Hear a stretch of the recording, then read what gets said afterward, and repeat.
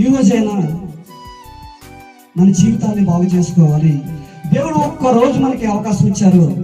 మన పూర్వీకులకు పాపము, మన పితరుల యొక్క పాపము మన బిడ్డల మీద ఉండకూడదు.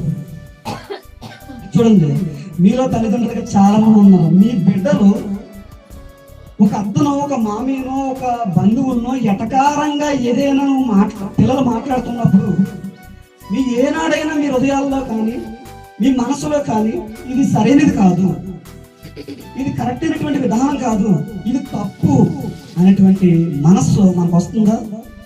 ఇదిగో మేనత్త వస్తుంది, ఒకటన్నాడు, మేనమ్మ వస్తున్నాడు, ఒకటన్నాడు. చూడండి,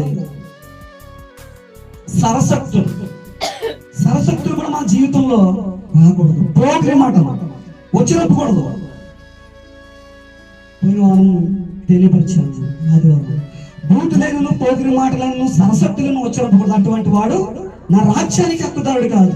మన బిడ్డలకు ఏం నేర్పిస్తున్నాము?